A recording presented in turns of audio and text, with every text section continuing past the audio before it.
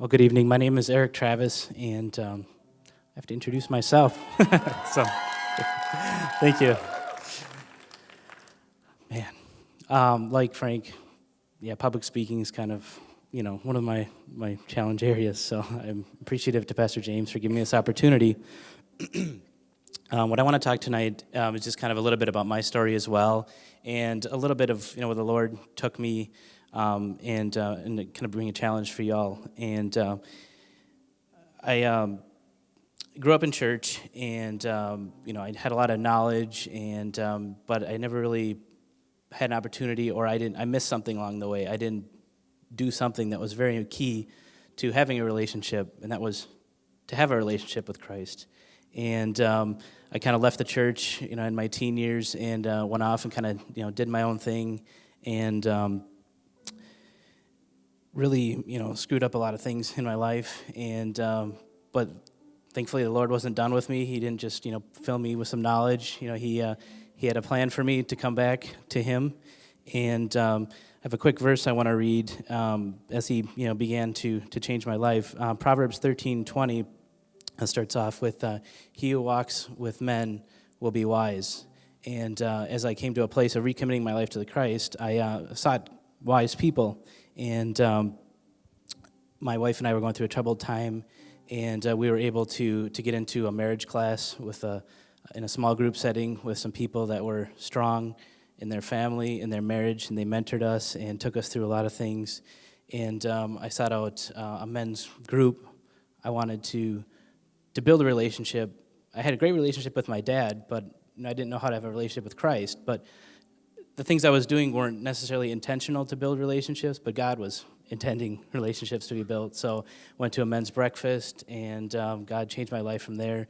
Things began to change. I met somebody that changed the course of what I did in my business, and actually started preparing our family to move here. So that's a whole different story, and I'm not going to go into that today. So. But through that, of course, the most important relationship that I needed to develop at that time was my relationship with Christ. And my church in Minnesota definitely had people that modeled that relationship. We had, prayer and times of practicing prayer and just learning and praising and worshiping. And so I realized that was the most important thing I needed to do. But then it was building relationships with other people. And since we've moved here, totally different culture down here. It's much warmer, no snow, well, very, very, very little. I mean, if we call it snow, but enough to cancel school for a couple days, but but nothing like we experienced up north. But really just started to see the value in building relationships with people, with having an extended family, and that is the body of Christ and the church family. And things are been interesting since we moved here, and just a big change and adjustment, and but we just started to kind of reach out to people to build some relationships. And the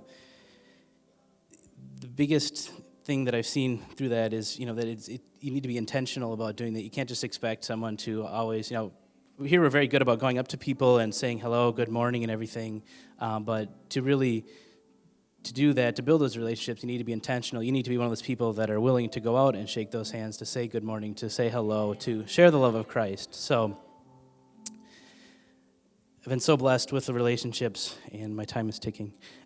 So I want to read something really quickly from Acts, and Acts 2:44. Now all who believed were together and had all things in common, sold their possessions and goods, divided them among all as anyone had need.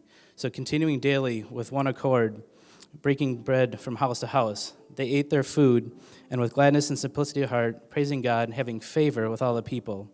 Lord added to the church daily those who are being saved.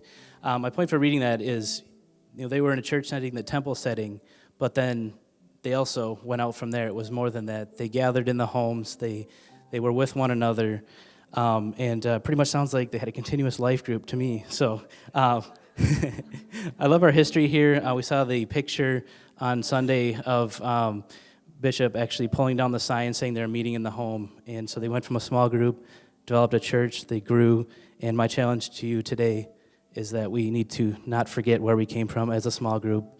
We need to continue that model, and we need to be willing to step up as leaders and bring people into our home and reach out and be intentional. So thank you.